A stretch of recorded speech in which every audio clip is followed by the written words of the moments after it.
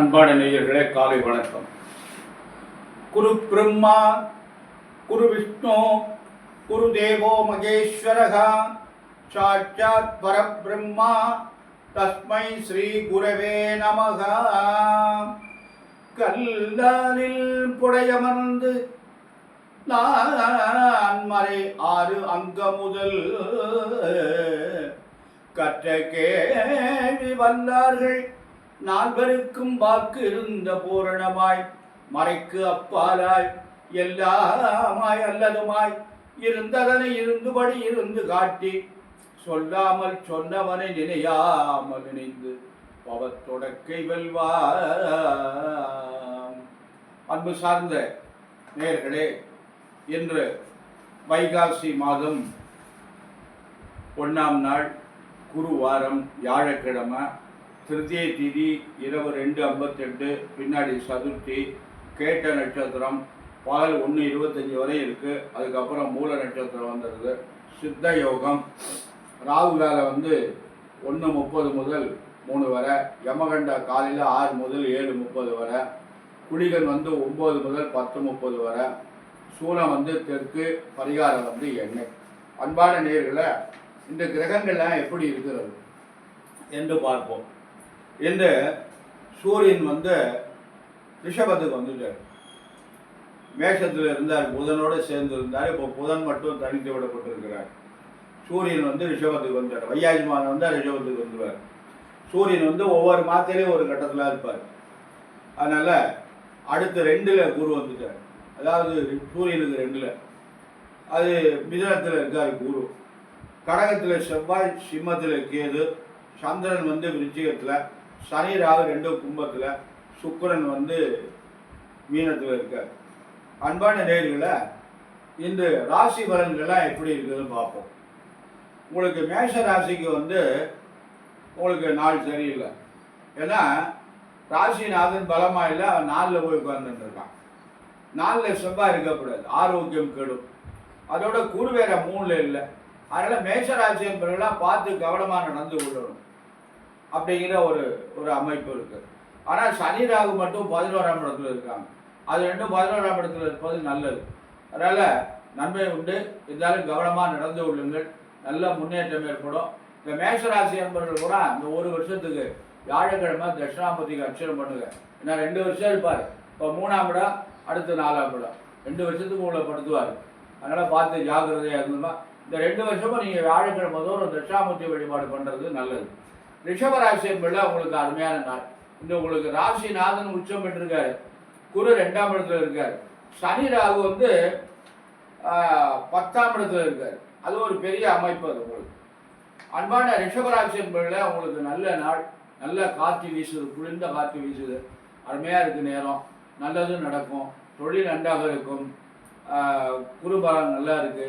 அதனால் கவனமாக நடந்து கொள்ளுங்கள், நல்லதே நடக்கும். மிதுன ராசி என்பதில் உங்களுக்கு குரு பகவான் சரியில்லை. குரு பகவான் எப்படி இருக்காருன்னா, உங்கள் ராசியில் இருக்கிறாரு, ஜென்மத்தில் இருக்கிறாரு.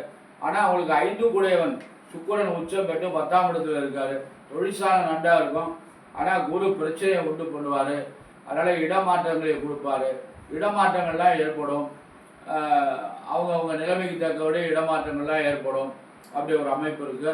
பார்த்து கவனமாக நடந்து கொள்ளுங்கள். நீங்கள் வியாழக்கிழமை தோறும் தட்சிணாமூர்த்தி வழிபாடு இந்த ஒவ்வொரு ஆண்டுக்கு செஞ்சுட்டு வரணும்.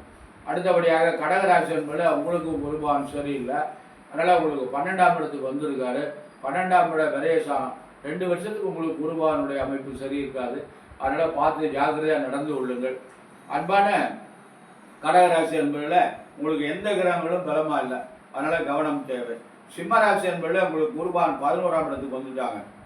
ஆனால் சனி பகவானும் ராகு பகவானும் 7ஆம் இடத்துல இருக்காங்க. அந்த மாதிரிலாம் இருக்கக்கூடாது. இது உங்களுக்கு குரு பகவானுடைய அமைப்பு நன்றாக இருக்கும். மனைவியினுடைய உடலில் ரொம்ப கவனமாக இருக்கணும். அன்பான சிம்மராசி என்பதில் குழப்பம் இல்லாமல் காரியத்தை செய்யுங்க, நல்லதே நடக்கும். அன்பான கன்னிராசி என்பதில் உங்களுக்கு 10ல் இருக்காரு குரு பகவான். 10ஆம் இடத்துல குரு இருந்தால் நல்லதில்லை. 10ஆம் இடம் அவ்வளோ சிறப்பு இல்லை குரு பகவானுக்கு. அதனால் உங்களுக்கு கேந்திர பலன்னு சொல்கிறாங்க. அதெல்லாம் எனக்கு அப்படி ஒன்றும் சிறப்பாக ஒன்றும் செய்கிற மாதிரி எனக்கு தெரியலை. அதனால் நீங்கள் வந்து பார்த்து கவனமாக நடந்து கொள்ளுங்கள். மேலதிகாரத்தை ரொம்ப ஜாக்கிரதையாக நடந்து கொள்ளுங்கள். அதாவது நீங்கள் முன்னாடி போகணும், பின்னாடி வரக்கூடாது. ரொம்ப பணிவாக நடந்து கொள்ளுங்கள். அதனால் பணிவாக நடந்து கொண்டீங்கன்னா முன்னாடி போயிடலாம்.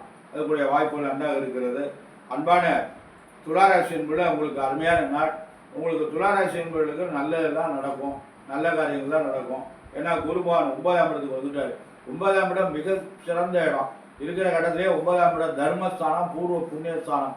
அந்த இடத்துல குரு இருந்தால் எந்த தோஷமும் கிடையாது அப்படிம்பாங்க. இப்போ ராசி ரீதியாக அப்போ உங்களுக்கு 9ல் குரு இருக்காரு. நல்லதே நடக்கும், நல்ல காரியங்கள்லாம் நடக்கும். நீங்கள் கரெக்டாக இருப்பீங்க, நேர்மையாக இருப்பீங்க. பார்த்து ஜாக்கிரதையாக நடந்து கொள்ளுங்கள். விருச்சிக ராசி என்பதில் உங்களுக்கு நேரம் சரியில்லை. உங்களுக்கு 4ல் சனி ராகு இருக்குது, அதுவும் சரியில்லை. உங்களுக்கு குருபான் 8ஆம் இடத்துக்கு வந்திருக்காரு. புதுசாக எதையும் பண்ணாதீங்க, புதிய முயற்சிகள்லாம் எதுவுமே செய்யாதீங்க. என்ன பழசு பண்ணிட்டீங்களோ அதை அப்படியே பண்ணிட்டு வாங்க. அன்பான விருச்சிக ராசி என்பதில் முதலீடு செஞ்சு எந்த காரியத்தையும் பண்ணாதீங்க. அன்பான தனுசு ராசி என்பதில் அவங்களுக்கு நல்ல நாள். தனுசு ராசி என்பவர்களுக்கு சனி ராகு 3ல் இருக்காரு. குருபகவான் 7ஆம் இடத்துக்கு வந்திருக்காரு. கல்யாணம் ஆகாத நண்பர்களுக்கெல்லாம் கல்யாணம் நடக்கும், வீடு கட்டலாம், வெளிநாட்டுக்கு போகலாம், உத்தியோகம் ஏற்பாடாகும். இந்த மாதிரி ஒரு நல்ல அவங்களுக்கு தேவையான நல்ல காரியங்கள்லாம் நடைபெறும். அன்பான தனுசு ராசி என்பதை கவனமாக நடந்து கொள்ளுங்கள், நல்ல முன்னேற்றம் இருக்குது. மகர ராசி என்பதில் உங்களுக்கு 7ரை சனி இருக்கிறது. பார்த்து ஜாகிரதையாக நடந்து கொள்ளுங்கள். உங்களுக்கு குருபகவான் 6ல் இருக்காரு. ஆரோக்கியம் கெடும், எதிர்ப்பு இருக்கும். பார்த்து ஜாகிரதையாக பொறுமையாக நடங்க. வியாழக்கிழமை தோறும் தட்சாமூர்த்தி வழிபாடு பண்ணிட்டு வாங்க. அன்பான கும்பராசி என்பதில் உங்களுக்கு குருபகவான் 5ஆம் இடத்துக்கு வந்துட்டார். 2 வருஷமாக பாடாப்படுத்திட்டு இருந்தார் உங்களை. இப்போ 5ஆம் இடத்துக்கு வந்துட்டார். ஆனால் 7ரை ஜென்மஜனி இருக்கிறது. அவங்க வயதுக்கு தக்கபடி இருக்கிறது. பார்த்து ஜாக்கிரதையாக நடந்து கொள்ளுங்கள், கவனமாக நடந்து கொள்ளுங்கள். தாமதப்படுத்தாதீங்க, எதையும் உடனே செஞ்சு முடிங்க, நல்லதே நடக்கும். அன்பான மீனராசி என்பதில் உங்களுக்கு வந்து இப்போ குருபகவான் 4ஆம் இடத்துக்கு வந்திருக்காரு. போன வருஷம் 3ல் இருந்தார், இப்போ 4ல் இருக்கார். நேரம் சரியில்லை, பார்த்து ஜாக்கிரதையாக நடந்து கொள்ளுங்கள். ஆனால் இந்த குருவுடைய பார்வை பிரமாதமாக இருக்குது. மேஷராசிக்கு 9ஆம் இடத்தை பார்க்குறாரு, மீனராசிக்கு 10ஆம் இடத்தை பார்க்குறாரு. தொழிற்சாலை நன்றாக இருக்கும், வருமானம் வரும், நல்லது நடக்கும். பார்த்து கவனமாக நடந்து கொள்ளுங்கள். அன்பான மகர ராசி, கும்பராசி, மீனராசி என்பதில் உங்களுக்கு வந்து 7ரையுடைய தாக்கம் இருக்கிறது. பார்த்து ஜாக்கிரதையாக நடந்து கொள்ளுங்கள். சனி பகவானுடைய வழிபாடு பண்ணுங்கள், நல்லதே நடக்கும். அன்பான நேயர்களை, இன்று நாம் ஒரு முக்கியமான ஒரு பதிவு செய்கிறோம். அதாவது ஒரு கருத்துக்களை பற்றி நம்ம உங்களோட கலந்துரையாடுறோம். அதாவது இந்த ஜாதகத்தில் வந்து 12 கட்டங்கள் இருக்குது. அந்த 12 கட்டத்தில் 3ஆம் இடம்னு ஒரு இடம் இருக்குது, 12ஆம் இடம்னு ஒரு இடம் இருக்குது. அப்படியே எண்ணி வந்தோம்னா லக்கணத்துலேருந்து 3ஆம் இடம், லக்கணத்துலேருந்து 12ஆம் இடம். இந்த 2 கட்டமும் ரொம்ப முக்கியமான இடம் வாழ்க்கையில். 12 கட்டமும் வாழ்க்கையில் ரொம்ப முக்கியம்தான். ஆனால் இந்த 3ஆம் இடம் வந்து என்ன சொல்கிறாங்கன்னா இளைய சகோதரம்னு சொல்கிறாங்க. அதை மட்டும்தான் சொல்கிறாங்க தவிர அதுக்குள்ளே என்ன 2 பொருள் உள்ளே இருக்குது. அதாவது தைரியம், போகஸ்தானம் என்று இருக்கிறது. 12ஆம் இடம் விரயஸ்தானம்னு சொல்கிறாங்க.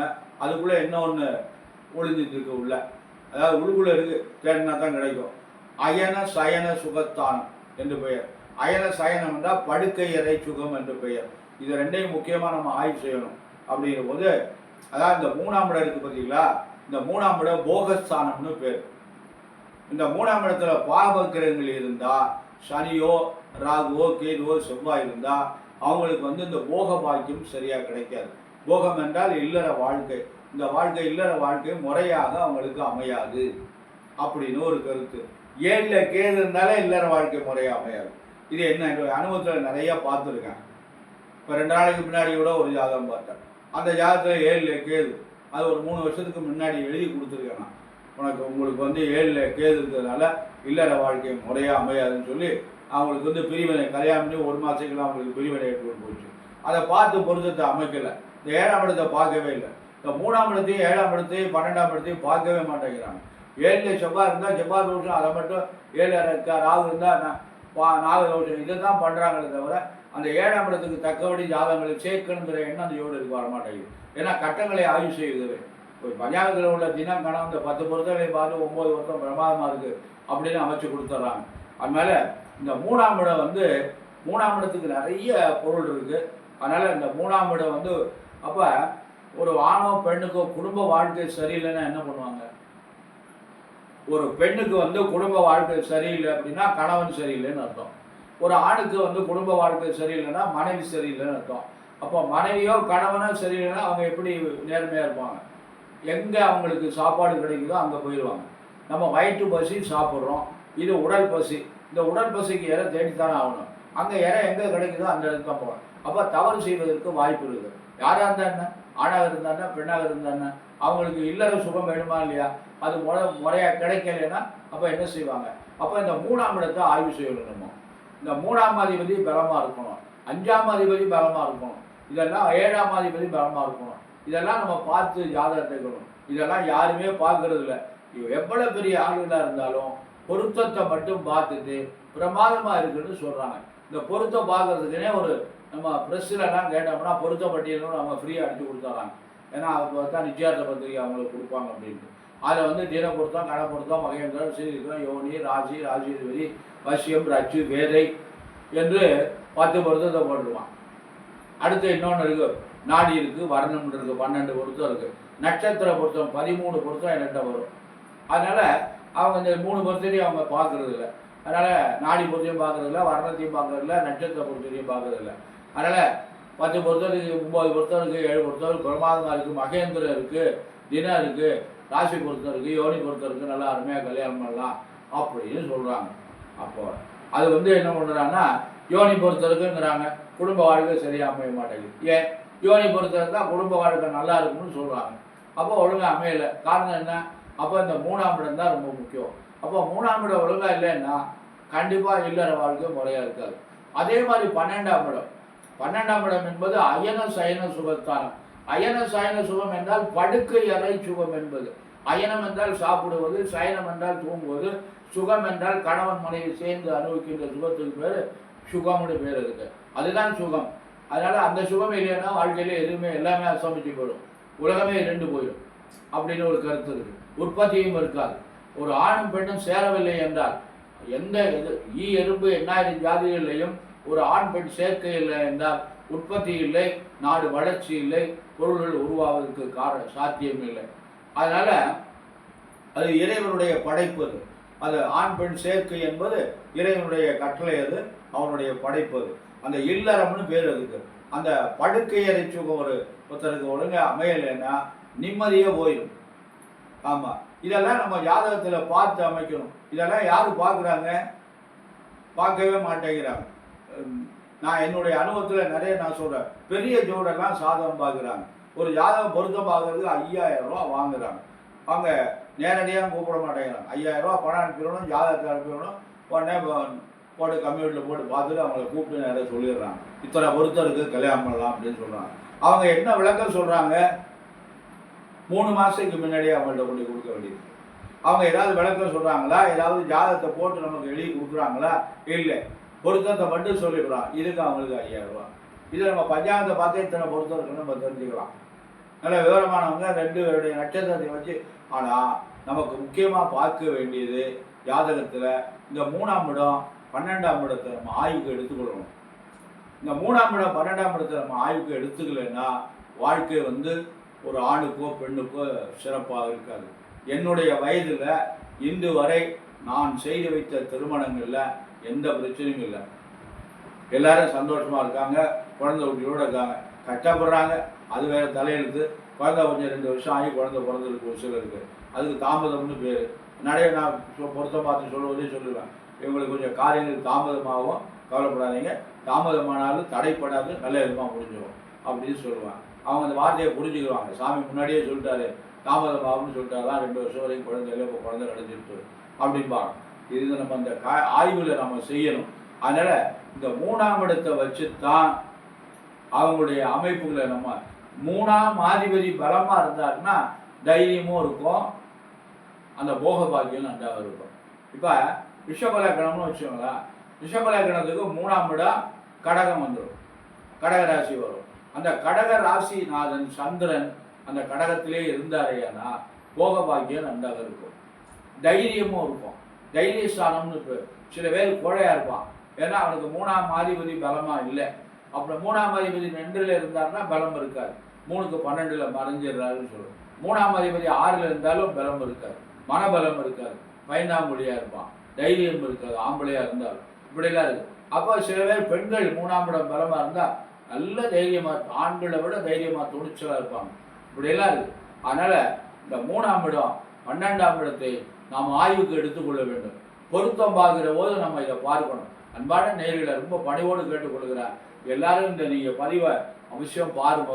எல்லாருக்கும் இந்த கருத்துக்களை சொல்லுங்க. நீங்களும் தெரிஞ்சு விடுங்க, உங்களுக்கு வேண்டிய நண்பர்களுக்கும் தெரிஞ்சு விடுங்க.